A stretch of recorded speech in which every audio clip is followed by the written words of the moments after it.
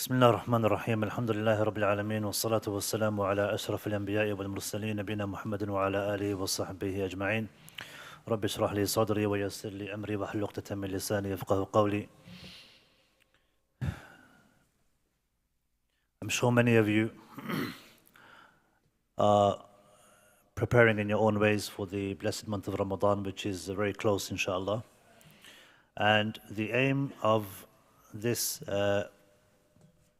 reminder or this lecture is to have a more practical approach to preparing for the month of Ramadan. So when I spoke to Brother Farasat about this talk, I said, make sure everyone brings a pen and paper. So some of you are probably thinking, I'll just get my phone out instead and make notes on my phone.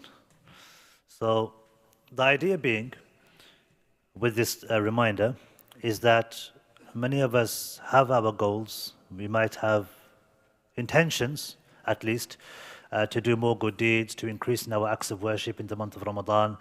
But normally what happens is when the month of Ramadan does come, because of us not being organized, because of things getting in the way, because of maybe our goals not being as clear, maybe we weren't realistic enough, maybe we were having too high aspirations, many things end up happening, and we end up not being as organized, and as a result of that, the month of Ramadan ends, and we haven't really achieved as much as we wanted to in those blessed months, in those blessed days and nights of the month of Ramadan.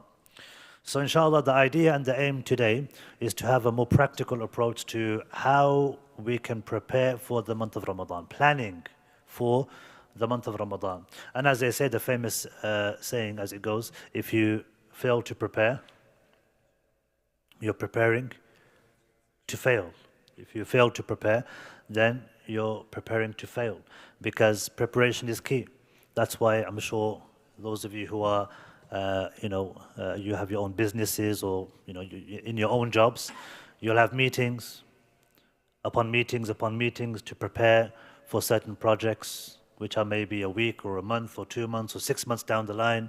Even if you're just a regular worker in a clothes store or in a store, Marks and Spencer or whatever it is, they start preparing beforehand. They already have clothes for the Christmas season 2 or 3 months in advance.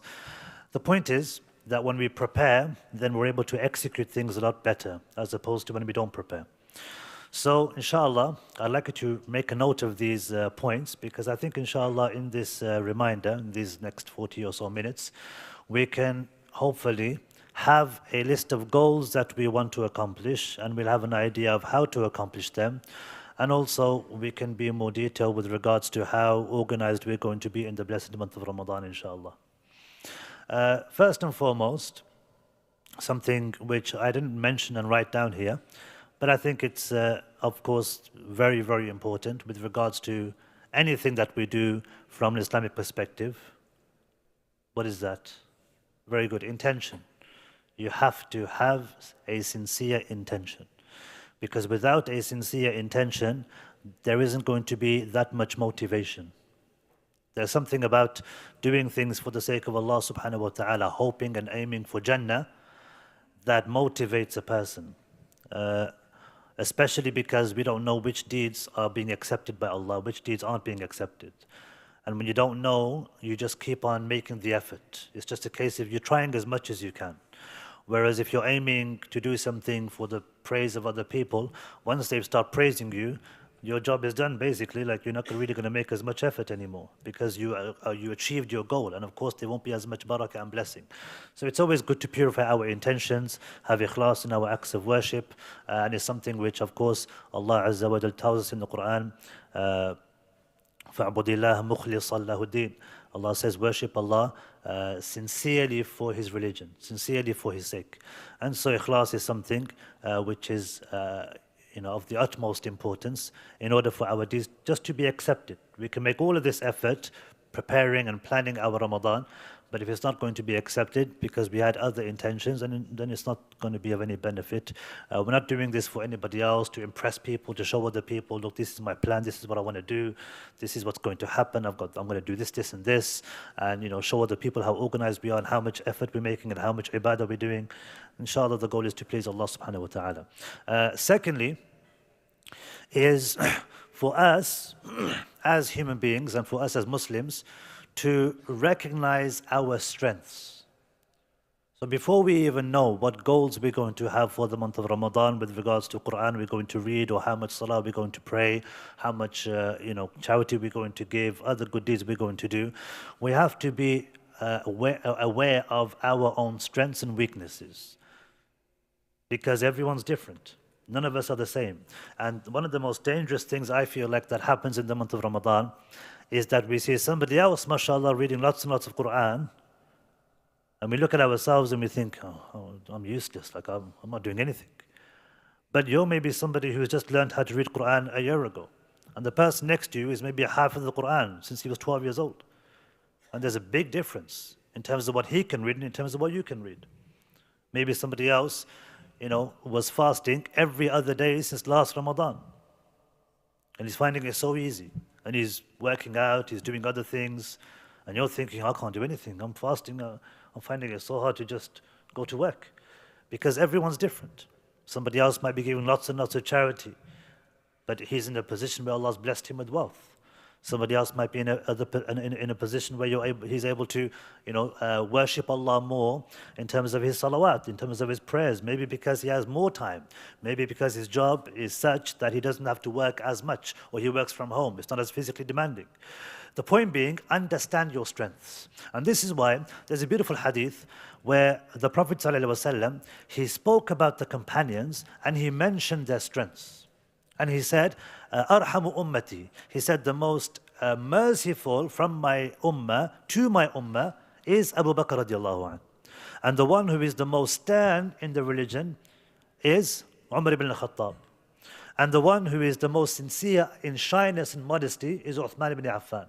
And the one who is the best judge is Ali ibn Abi Talib radiallahu anh. And the one who is the most gifted or the best in reciting the book of Allah is Ubay ibn Ka'b.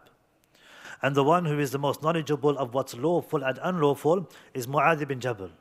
And the one who is most knowledgeable of the rules of inheritance is Zayd ibn Thabit. And every nation has a trustworthy guardian, and the trustworthy guardian of my ummah is Abu Ubaidah ibn al-Jarrah. So it's a very interesting hadith, because here the Prophet ﷺ is recognizing and showing the other companions, these companions, strengths, what their strengths are, what their abilities are, what they're capable of, for the other companions and maybe even for themselves. So they recognize what their strengths are. So every single person has strengths. Every single one of these, Abu Bakr radiallahu anh was the mercy of the ummah. Umar radiallahu anh was known for his sternness. Uthman was known for his modesty and shyness. Now, of course, companions have their status in terms of who was better and who wasn't, as in terms of the status, who was better than the other companions.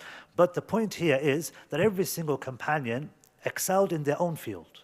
Ali radiallahu anh was a judge. He judged over Umar radiallahu anh because he was a judge of Medina. And so you have companions who were experts in specific fields. In Umar radiallahu anhu's time, during Taraweeh prayer, or the night prayer as it was called, they would lead, but it wasn't Umar radiallahu anhu who would lead. It was Ubay ibn Ka'ab, the one who had most knowledge of the Book of Allah and reciting the Book of Allah. So the point being, everyone had their strength. You need to know and realize and recognize what your strength is. And it might be the case that you might have to ask people, because sometimes it's hard to know what you're good at. What's your strength? What do I, in what capacity can I excel?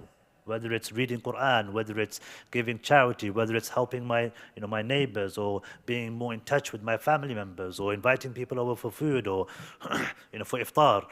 Just not in the daytime, obviously. Don't invite your family over for food or relatives for food in the daytime. But iftar, for example, or whatever the case may be, any kind of good deed that you're able to do, think of what your strengths are and work to your strengths. Work to your strengths. And even there's a statement of Umar radiallahu anh, when he said something to the lines of that, if you excel in something, or if you find that you're gifted in something, then excel in it. Meaning continue with it. Because that's how you're going to get more blessing and more ajr and more reward from Allah subhanahu wa ta'ala. So, understanding your strengths, realizing and recognizing what your strengths are, what your weaknesses are, and then working on them. Of course, it's a given that we're all going to be fasting. Some of us are going to find it harder than others. But we're talking about the nawafil acts, the supererogatory acts that we're going to be doing, the extra acts of worship that we're hoping to do in the month of Ramadan, inshallah. Thirdly, when we are setting our goals, we need to have high aspirations. So, aim high, but at the same time, be realistic. So, for example, somebody wants to memorize the whole Quran, okay, and maybe he's memorized 15 juz already, and he just has 15 left. But if a person's just learned how to read Quran, like last week, and he wants to memorize the whole Quran in the month of Ramadan, it's going to be almost impossible. It's too high. He set the bar too high, and he's going to end up being disappointed at the end of the month of Ramadan.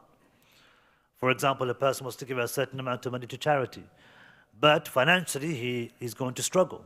It's not realistic for him.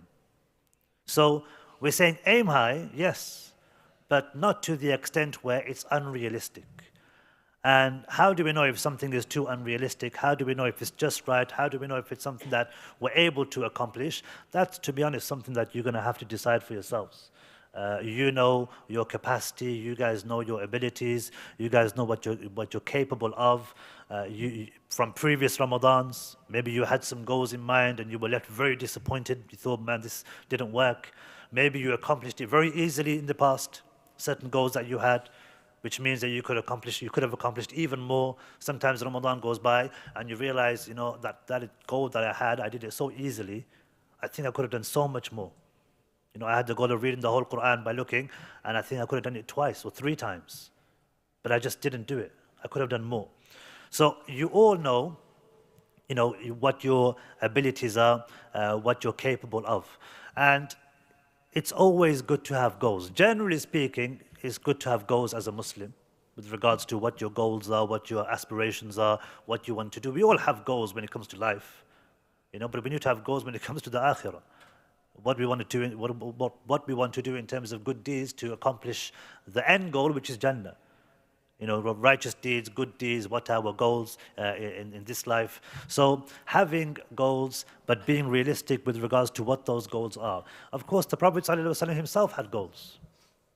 He would say that Islam will enter every single household, meaning people will be aware of what Islam is by the time Yawm al-Qiyamah comes around. So, and of course, the companions had their own goals and aspirations. The Prophet ﷺ would always talk about where Islam would reach, that Islam will reach Sham, it will reach Yemen, it will reach, the Persian Empire will fall. And so he had these goals and he had these aspirations. And of course, it was prophecies of Allah Azza wa Jal. But the idea being that he had these goals and they would try to accomplish these goals after him. So it's important to have goals. Umar ibn Abdul Aziz, rahimahullah, the leader of the Muslims. He mentions and he says that when I was younger, I had this aspiration to seek knowledge, and I sought knowledge. I accomplished that goal. Then I had this aspiration to marry Fatima bint Abd al-Malik, the daughter of the Khalifa at the time, and I accomplished that goal. Then I had the goal to be the governor of the city of Medina and to serve them, and I accomplished that goal. Then I had the goal and aspiration to be the Khalifa of the Muslims, and I also accomplished that goal. So he had goals. He didn't say, I want to be the leader straight away. He said, I want to seek knowledge. So he had goals. And step by step, he achieved what he achieved in his life. And this shows us the importance of having goals, setting goals. So have clear goals. Write them down. So inshallah, what I want you to do now is take a few minutes. You can do it with the person next to you. You can do it in threes. You can do it by yourself. Take a few minutes and just write down some of your own goals that you want to accomplish in the month of Ramadan, inshallah. We don't need to go through them, okay? And actually, we'll talk about whether or not you should tell other people about your goals. But I'll give you a couple of minutes. Write down what your goals are, what your aspirations are, what you plan on doing for this month of Ramadan, inshallah. So make a note of it somewhere. They say, writing your goals down, somewhere you can see it, like on a piece of paper, causes a person to accomplish those goals 33% more than if he never wrote those goals down. When you write goals down on a piece of paper and you have those goals in front of you on a daily basis, you're 33% more likely to accomplish those goals. So I'll give you a couple of minutes, inshallah. Write those goals down that you hope to accomplish in the month of Ramadan. It could be anything.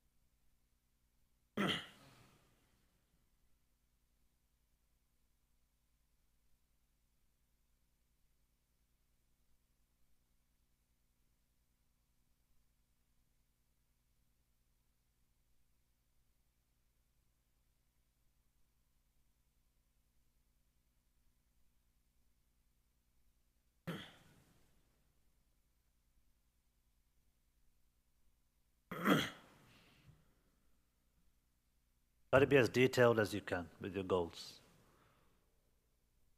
Try to be as detailed as you can.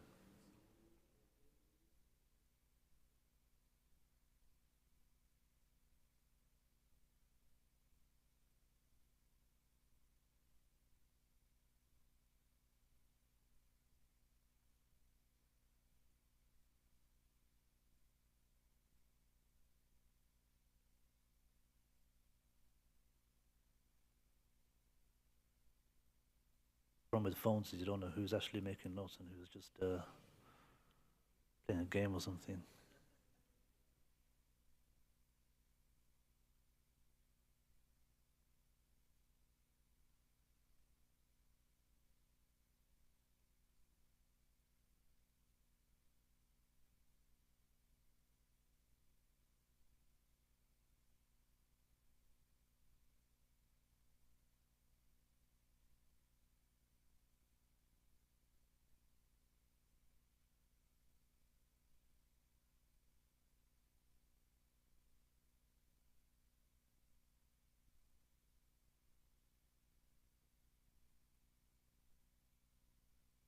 Okay, so you should have a list of goals, hopefully more than one. You have a few goals of things you want to accomplish from different, types of acts of worship, whether it's financial, giving charity, or maybe it could be to do with even family, not socializing, but keeping more ties of kinship with family members that maybe you never got around to doing outside of the month of Ramadan. Keeping ties of kinship is obviously something which is important.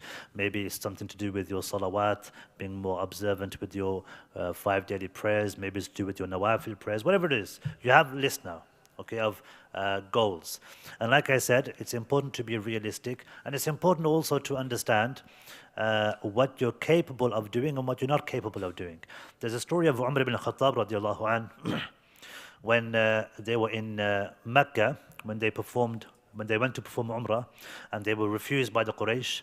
And so the Prophet ﷺ wanted to send somebody to negotiate with the Quraysh, and he chose Umar. And so Umar radiallahu anh, he said, "O Messenger of Allah, my animosity to the Quraysh is well known. They know, how I feel about them." And he said, "I'm afraid that if I go, they won't accept me, and they might even just kill me, because I don't really have a very nice. They're not going to be happy to see me. It's not going to be very good for negotiations." And he said, "I don't have anyone from my tribe to protect me. My tribe won't be able to protect me. If you want me to go, I'll go, but I would recommend that you send Uthman ibn Affan." Why Uthman ibn Affan? Because he was from the same tribe as Abu Sufyan, who was the leader of the Quraysh. And he said he has more nobility in their eyes than I do. So what does it show us? It shows us that Umar radiallahu anh understood his place, understood his position, understood it wasn't a case of, "Oh, he chose me, I'm going to go because it looks good," or "This is what I'm going to do because people will say good things." It was about what's best. It's about what's realistic. It's about who's better in that situation. It's about whether or not I am able to accomplish whatever I've been asked to do, whether it's realistic for me to do, or whether it's something that is not in my repertoire. It's not going to be something which is possible for me. And so, of course, Uthman radiallahu anh was the one who was sent, as you know, to negotiate with the Quraysh, and he was there for a number of days, to the extent where they thought he was actually killed. And that's when they made Bay'atul Ridwan, the pledge of allegiance to the Prophet ﷺ, in case they had to fight the Quraysh for revenge of Uthman radiallahu anh's death. But of course, that wasn't the case. So, having high aspirations, but being realistic. Now, look at those goals that you've written down. And some of those goals, it might be the case that you can accomplish them by yourself, meaning you won't need anybody else. There might be financial goals or other goals with regards to certain acts of worship. You can accomplish them just by yourself. There may be other goals where you might need help. You might need help. You might need to tell somebody or a few people to help you with regards to certain goals. For example, if you're going to be reading a certain amount of Quran at home, it makes sense for you to tell your family, your wife, or whoever you're staying with. If you're just going off and staying in a room for 2 hours, and your wife's like, "Oh, we've got things to do. Where's the shopping? Where's the food? And you need help. But kids are screaming. And you just locked yourself away. It's not really going. It's going to cause more harm. It's not really going to last. It's not going to be a very fruitful Ramadan, because long term it's just going to, your planet isn't going to work. So you may need to ask for help.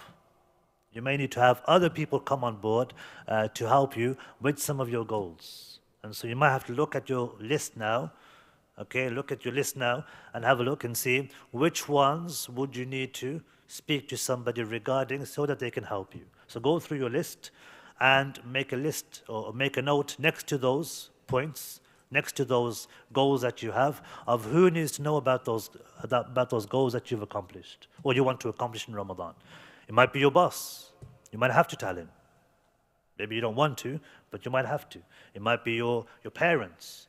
It might be a sibling who might help you. It might be your best friend. It might be your wife. Okay, it might be somebody. So go through your list and see which ones can you accomplish yourself. That's fine. No need to worry about it. Others, you may have to tell somebody. You may need somebody's help. And there's nothing wrong with that. So make a note, who needs to be told? Maybe in brackets. Write someone's name down, whoever needs to know about this goal of yours, so that they can help you accomplish the goal. There's an example of the time of Musa alayhi salam, when Allah subhanahu wa ta'ala told him to go to Fir'aun. And he made lots of dua. When he was speaking to Allah, the famous dua, Rabbi shrah li sadri, wa yassir li amri, oh Allah, expand for me my chest, wa yassir li amri, make my affair easy for me, wahlul uqdatan min lisani, unloosen the knot from my tongue, yafqahu qawli, so that they can understand me, waj'al li waziran min ahli, and make for me a helper from my family. Harun akhi, Harun my brother. Now he's being asked to be a messenger of Allah and go to Fir'aun by Allah himself. So he wasn't ashamed or embarrassed to say, oh Allah, I need help in this issue. This is a big task, I need help. Can you make Harun my helper? And so Allah made Harun alayhi salam a prophet of Allah. And he made him the assistant or the helper of Musa alayhi salam. Point being, nothing wrong with asking others for help. Also, now that we want to accomplish these goals that you have in front of you, okay, you now need to understand that these goals aren't going to be accomplished overnight. They're goals for the 4 months or so of the month of Ramadan, which means that you're going to have to pace yourself. And maybe you've heard this statement before, that the month of Ramadan, it's a marathon. It's not a sprint. Okay, it's not 100 meters. Okay, what happens if somebody does 100 meters really fast in a marathon? He's not going to go anywhere. He's going to lose the marathon. Maybe he won't finish. He's dead. By the time there's 100 meters, that's it. He's out of energy. And that's a big problem in Ramadan, I feel like. Because of the buzz and all the excitement of Ramadan, sometimes, we're full speed ahead, that by the time we get to the last 10 nights, we just lose all that juice, we lose all that excitement, that zeal that we might have had. It's just not there anymore. And then we don't have at the last hurdle, the most important hurdle, the last 10 days, we just lose that energy, that zeal, that excitement, that motivation that we really need, and that's critical at that moment in time. So we have to understand, point number 5, treat it like a marathon, not a sprint. And think long term. So think and pace yourself on a day-to-day basis. What are you going to do? And how much are you going to do? And it may even be worth starting off smaller and then slowly increasing with regards to those goals that you have over the period of the 4 or so weeks. So that by the time you get to the last 10 days, you're doing much more than you did in the first week of Ramadan. With the goal being, of course, that you're supposed to do more in Ramadan anyway, in the last 10 days anyway. Because we know the Prophet ﷺ, the last 10 days, he would tie his belt. And he would do even more. So he would try even harder. And also, this is part of consistency. The Prophet ﷺ, he said, أَحَبُّ الْأَعْمَالِ إِلَى اللَّهِ أَدْوَمُهَا وَإِنْ قَلَّ. The most beloved acts to Allah are those which are consistent even if they're small. The most beloved acts to Allah are those which are consistent even if they're small. So don't even think about Ramadan. Think about outside of Ramadan. Can I continue these? By the way, you're not going to be able to do every single act you did in Ramadan outside of Ramadan. That's just not realistic, because Ramadan is a blessed month. So don't expect to do all of those things outside of Ramadan. But one should hope that he does some of them after Ramadan. But in Ramadan, when you're doing those and fulfilling those goals, and you're trying to accomplish those goals that you're trying to accomplish, try to be consistent. Try to do it every single day. Because if you're not being consistent, you're not going to really get anywhere, and then it's going to fade out after a week or 2 weeks. And that also goes back to the point of being realistic. If it's too hard, you're not going to be able to be consistent. Whereas if it's easier, you're going to be consistent. And also, if you're consistent in something, and you're doing it for a week, or 10 days, or 12 days, what's going to happen naturally as you're progressing with that deed that you were doing, that you were consistent in? You're going to get easier, and also you're going to end up doing more naturally. Let's say you're doing a page, for example, 2.5 pages, okay, of Quran every day. Whatever it is, reading, memory, whatever it is, everyone's got their own ability. You're consistent. If you're doing that for a solid week, or 10 days, or 12 days, or 14 days, it's going to become easier and easier. I know someone who was memorizing half a page a day, Quran. And after a while, a couple of months, or a few weeks, he started memorizing a page. Because he was doing it every single day. Every single day he was memorizing, without fail, he ended up doing a page. Just naturally. It just became, it didn't even take much effort. It was just consistency. And then he started doing 2 pages. After a few months, 2 pages. Then he was doing 2.5 pages. 2.5 pages every single day. 2.5 pages is 1/8 of a juz. So in 8 days, you complete a whole juz. So he was doing 1 juz every 8 days. But he started off with just half a page, just memorizing half a page. So again, let's say 3 lines, 4 lines, whatever it is, if you're looking at memorization, just make sure you're consistent. Try to be consistent, and consistency is something which is key. So number 5, treat it like a marathon, not like a sprint.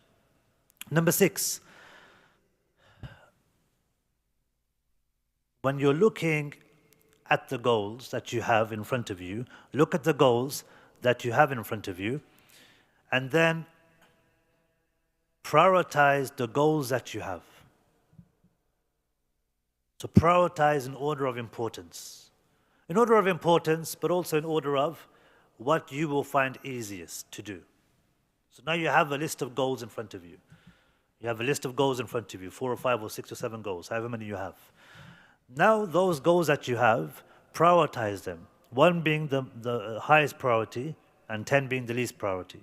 When we say least priority, we're saying which ones do you feel like you can accomplish? Which ones do you feel like it's going to be easier for you to accomplish? Which one are you more confident about accomplishing? So that should be number 1. And the others, okay, being of a lower priority. Doesn't mean you can't accomplish them, but what we're trying to do is understand what's important to you. What do you want to prioritize? And of course, everyone's, again, different with regards to the acts of worship. And it is the month of Ramadan, it is the month of the Quran. So there should be somewhere in the list reciting Quran, reading Quran, memorizing Quran, reading tafsir of the Quran, whatever the case may be.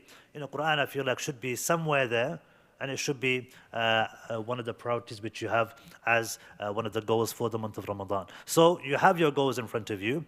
Prioritize them now in order of importance, or which ones you would give priority in the month of Ramadan, based on what you find easy, based on what you think is what you're confident in doing and accomplishing in the month of Ramadan. Give them a number now. So now that you've given them a number, and you have those goals in front of you, number 7 is look at those goals and break those goals down in terms of how much you're going to accomplish by the end of the month. Let's say, for example, I'm going to read the whole Quran, for example. And there's actually stuff online with this to help you with this. You're going to read the whole Quran. Okay, fine. Many of us have goals to read the whole Quran, okay, in the month of Ramadan. You have that goal. But what you now need to know and understand is that's the goal for the month. What's the goal for the week? Break it down into weeks. In order for me to read the whole Quran in the month of Ramadan, I need to read such and such every single week. Because don't forget, Ramadan could be 29 or 30 days. So it's not a juz a day. It's going to be more than a juz a day. So think about, okay, I'm going to read the whole Quran in the month of Ramadan. How much does that mean? How much am I going to be reading in a week, in 7 days? And once you understand how much you're going to be reading in 7 days, how much am I going to be reading every day? Because it's very easy to say, okay, I'm going to read the whole Quran by the end of the month of Ramadan. But sometimes those kinds of goals, they seem too big. Whatever your goal is, whatever you're planning, whatever your goals are.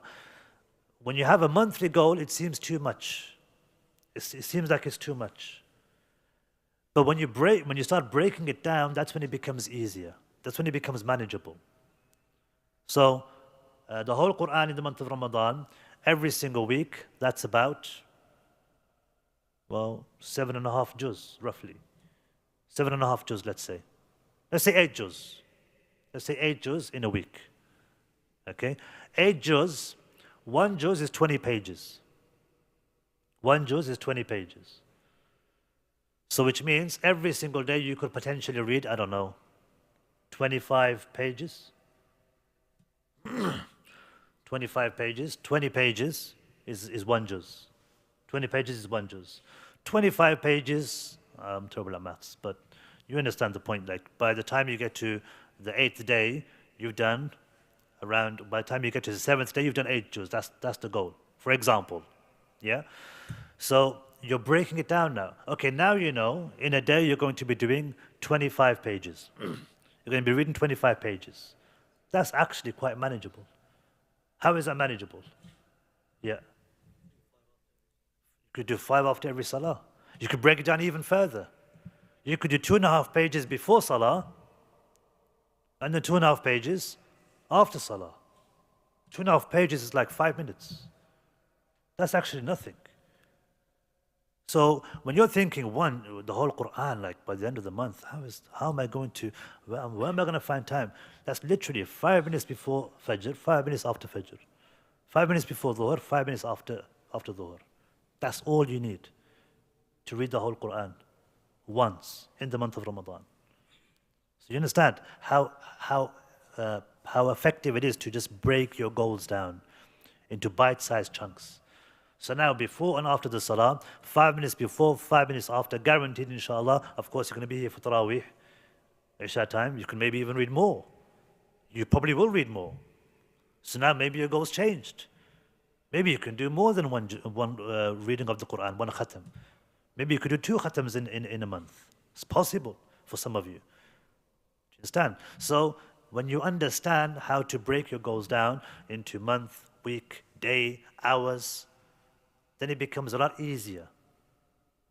So break down your goals. So what I'll do, I'll give you another few minutes. Okay, whatever goals you have, look at when you're going to do it or how much you're going to do on a day-to-day basis. If it's financial, I'm going to give this much money. Okay, I don't know, whatever, for £150, £500, £1,000 by the end of Ramadan. How much are you going to give on a daily basis? How much does that mean? Is that going to affect my, how much money I'm going to make, for example, by the end of the month? Will I have enough money to give that much in charity? Will I have enough money for, my family, to support my family? Will I have money left behind, for savings? Whatever the case may be. Okay, if it's financial, break it down into weeks, days.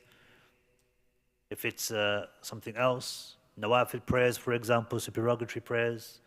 If it's visiting people or calling people to keep ties of kinship. So I'll give you a few minutes, inshallah.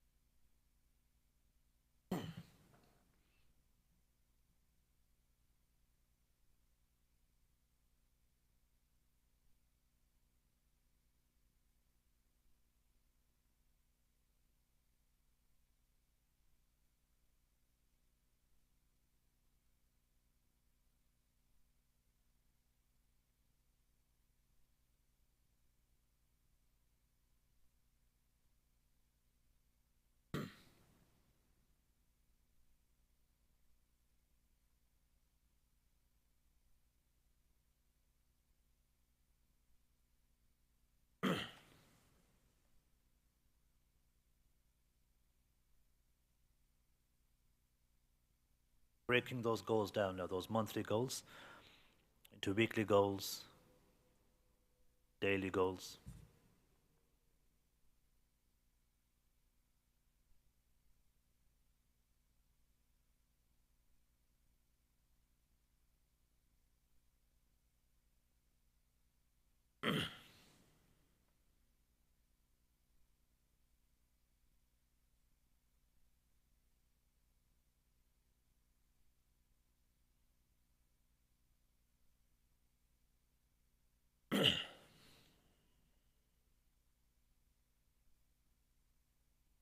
Okay, so once you've broken your goals down, it might also be a good idea to note down how much time you'll need to accomplish those goals. For example, Quran reading, 2.5 pages, 5 minutes before Salah, 5 minutes after Salah for every single Salah in the day.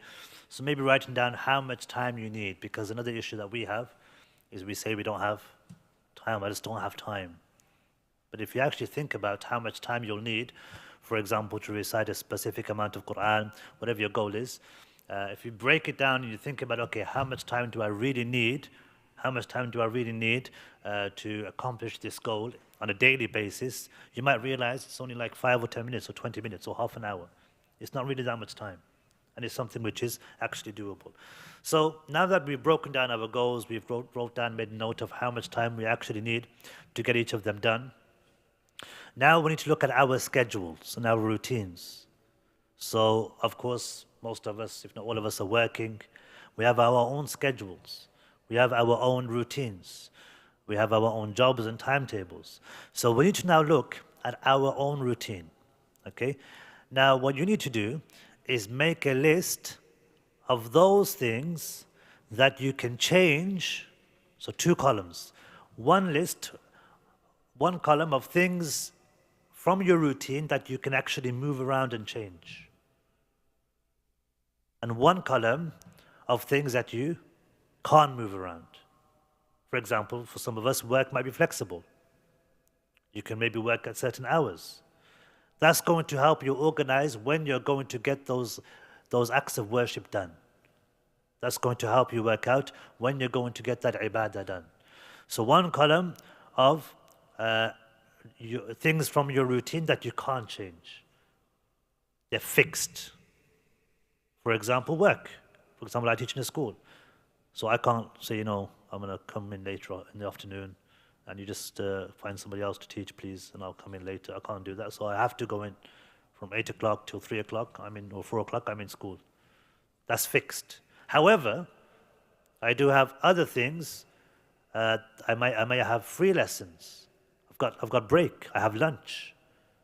And obviously, normally, break times and lunch times, outside of Ramadan, we're going to be eating, but we're not going to be eating. So those times now we can make use of. Yeah? So those are manageable. Those are, times which we can play around with. But times when we're working, we can't do anything with. They're fixed. There's nothing we can do with those specific times. Okay, they're more fixed with regards to what we can do in that time period. We have to be working. We can't just stop working. So everyone's different. So look at what can be changed and what can't be changed. What's fixed in your routine on a daily basis and what isn't fixed. And whatever isn't fixed, that's time you have now to accomplish your goals. So for example, 12 till 1. Okay, you have lunch, for example. That time now you can use to accomplish your goals, some of your goals. You may have a break. You may come back from work and you may have like an hour where you can accomplish something at home. Okay, iftar time, before iftar, right after iftar. Of course, you have to take into account other things that you're doing. It might not just be work, it might be time with your family. Maybe there's specific time with your family that you spend in the evenings. Maybe you have other chores, other duties. Maybe you have responsibilities, to other people, family members, parents, whatever it is.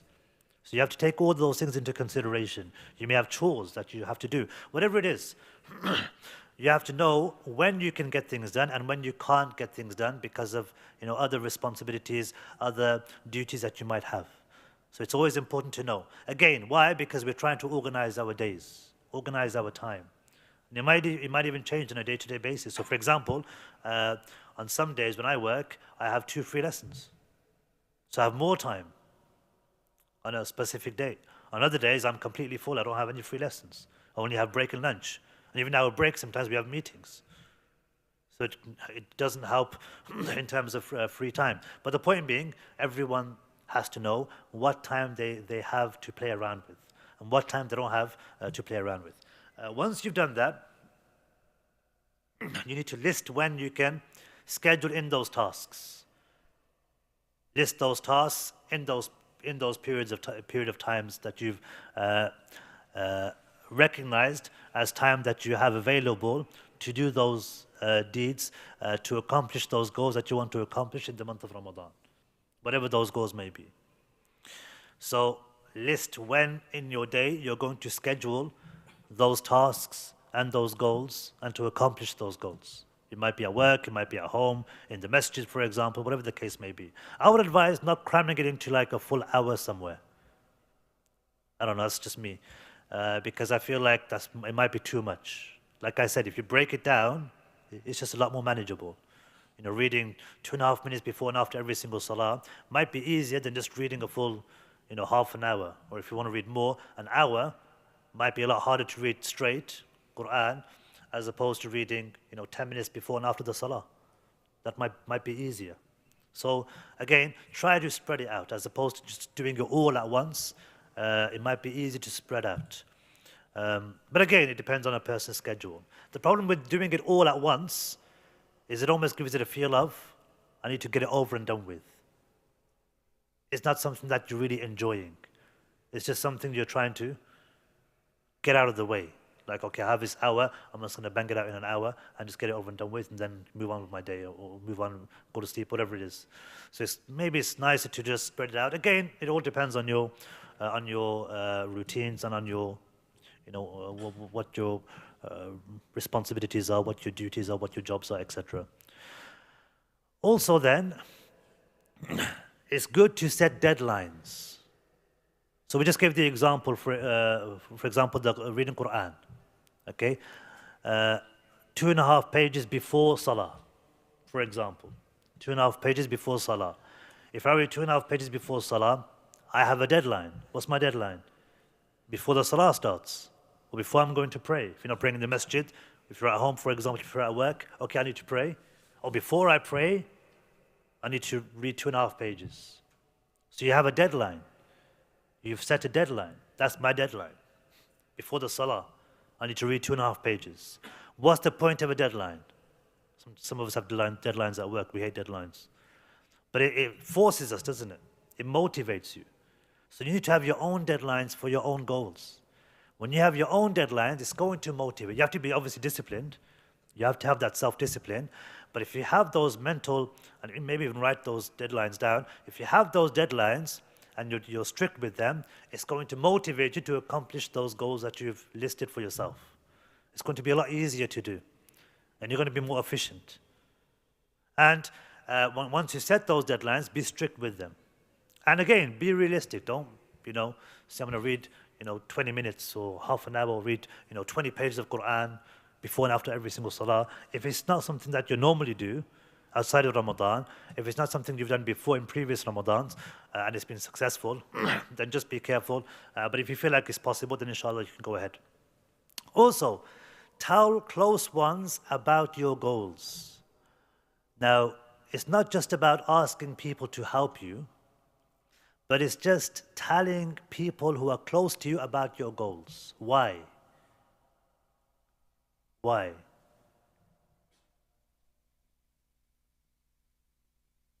Okay, good. It might motivate them. It reminds them to set their own goals. Excellent. Again, that's why we said how close one. Don't just go to like someone in the masjid and say, yeah, I'm going to read 2 khatams of Quran this month of Ramadan. He'll be like, okay, you're telling me for. Somebody who's close to you, okay, a family member, a close friend, somebody who you know very, very well, somebody who you know is going to hold you to account. When you say, I'm going to read, I'm going to be reading 1 juz a day. Inshallah, that's my goal. And he'll come to you the next day and say, did you read 1 juz yesterday? Somebody who's going to keep you on your toes. He's not doing it to, catch you out. And it may just be a casual thing. He might just be asking, how is it going? But it's there in the back of your mind. I've told him now, so I have to do it. It's gonna, again, you have to make sure you're sincere. You're not doing it for him. You're doing it for Allah's sake. And that's why if it's somebody close, inshallah, you won't be doing it to show off. You're not telling somebody to show off and tell them. You're doing it so that it motivates you to accomplish those goals. So maybe the fear of some might be, if I tell somebody, it might affect my ikhlas, it might affect my sincerity. But again, that's why it's important to ask the right people and tell the right people. People who you know, who have your best interests at heart. People who you know, your wife. You tell your wife, this is my goal. She's not going to say, oh, you show off. What are you showing off for? Why aren't you being sincere? It's your wife. She's going to encourage you. She might encourage you more than you wanted, but that's good.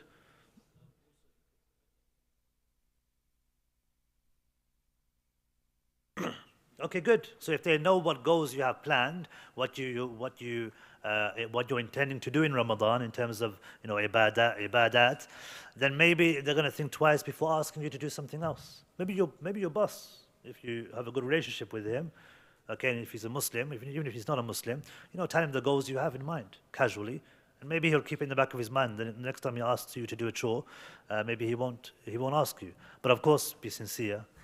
Don't say, I'm going to do itikaf for the whole Ramadan, so I won't be seeing you. So please bear that in mind, and you don't do that. Or you're doing just to get off work. Do it for the right reasons. And tell close ones about your goals, because it motivates you. It kind of holds you to account for your actions, and you kind of push yourself even further now. But again, you're always trying to be sincere. Ikhlas and sincerity is something which continues. That's something that's going to stay with you for the rest of your life. To always renew your ikhlas and sincerity, that's from Islam. That's what we do as Muslims. You always have to renew your sincerity and your intentions all the time. Also, try to find moments where you can rest. And you know yourself best. So when you're taking the mick, and you're like, I need to rest. I need a good 7 hours sleep. Okay, but really you don't need 7 hours sleep. You'd be fine with just 4 or 5 hours sleep. And it's Ramadan, and it's the last 10 nights. But I need my rest. I need to, go to sleep. I can't go to the masjid today. It's just too much. I need rest. It's whole evening. I can't read any Quran. I can't do any extra salawat. I just need to rest. Again, you know yourself. Okay, you know yourself best. When we say get rest, the rest is there for you to have enough energy after you've rested to do even more. That's the goal. It's not to completely stop. If it's stopping you from doing more, then it's not rest anymore, it's just being lazy. So you have to distinguish between resting and being lazy. Resting is there to recuperate the body, to give your body strength, physical, mental strength, so that you can get up and do even more, and force yourself to do more. But if it's just stopping you from doing more and you're doing less, then of course that defeats the whole purpose, and that should make you realize it's not really rest, it's just procrastination. You're just stopping yourself from doing something which is much more beneficial. And finally, there's a saying, aim for the stars. Aim for the stars and land on the moon. Meaning, aim high, and if you don't accomplish your goals, be realistic, of course. If you don't accomplish your goals by the end of the month of Ramadan, then look at what you have accomplished. For example, I'm going to read 3 khatams of Quran by the end of Ramadan. That's 1 khatam every 10 days, roughly. And let's say you only did 2. You're not going to be you'll be disappointed because your goal was 3. You never accomplished the goal. Maybe you did 2, 2.5. But at the same time, because you had a goal that was high, that was achievable, alhamdulillah, you accomplished so much. Yeah? So try to aim high. If you don't accomplish what you wanted to accomplish, at least you were thereabouts. At least you were close. So it's always good to aim high. And even if you don't accomplish what you wanted to accomplish, you aim for the stars, you landed on the moon, alhamdulillah, you still accomplished something very good in the month of Ramadan. So those were just some ideas, some practical ideas for you for the month of Ramadan, just to give you some preparation. Maybe some of us haven't really prepared or thought about what we want to do in the month of Ramadan, our goals, etc. And so we ask Allah subhanahu wa ta'ala that He gives us the ability to make clear our goals for the month of Ramadan, and that Allah subhanahu wa ta'ala makes it easy for us to accomplish our goals, and that Allah Azza wa Jal makes this Ramadan the best Ramadan we've experienced, inshallah. Any questions before we conclude?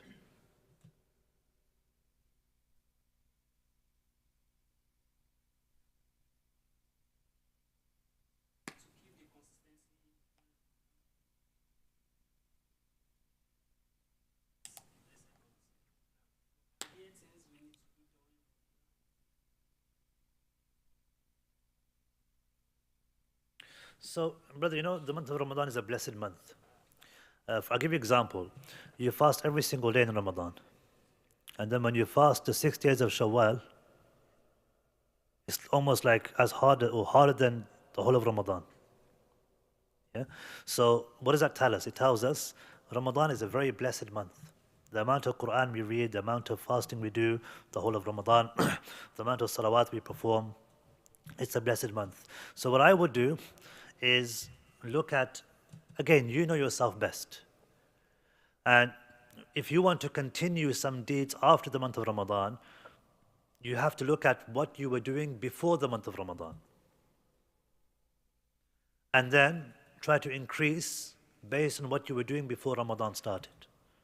So if you were just reading one juz, I don't know, a week, for example, yeah, before Ramadan.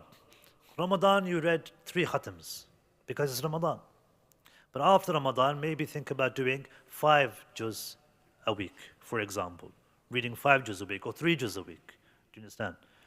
So, yes, you can look at Ramadan, but I think it's, from experience, it's dangerous to say, okay, Ramadan's finished, I'm going to now do everything I did in Ramadan after Ramadan. Because what ends up happening, it doesn't last.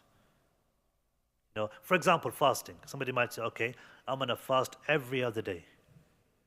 Because it was easy in Ramadan, I can carry on. And so they try to carry it on, but it's very hard. But if somebody said, okay, I was already fasting Mondays and Thursdays before Ramadan. Or let's say I was fasting once a week before Ramadan. After Ramadan, now I can fast Mondays and Thursdays. I know people who would fast every month. Of course, I'm sure we all know people. Every Monday and Thursday they would fast since last Ramadan. And they're still fasting. And so now, tomorrow they're going to fast again. Thursday might be Ramadan. And so they're just continuing. So for them, it might be easier to fast even more after Ramadan. So it all depends, brother. It's hard for me to tell you what you should be doing after Ramadan. But the most important thing is that you read more Quran than before Ramadan.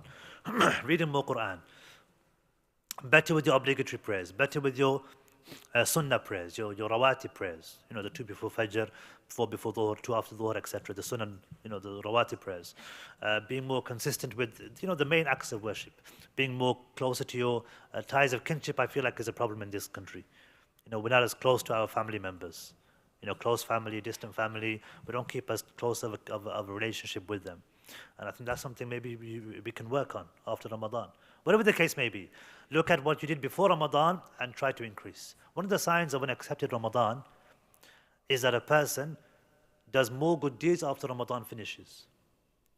That he continues some of those good deeds to a certain extent. Meaning he's a better believer and a better Muslim after Ramadan than he was before Ramadan. That's one of the signs that Allah accepted your deeds in Ramadan.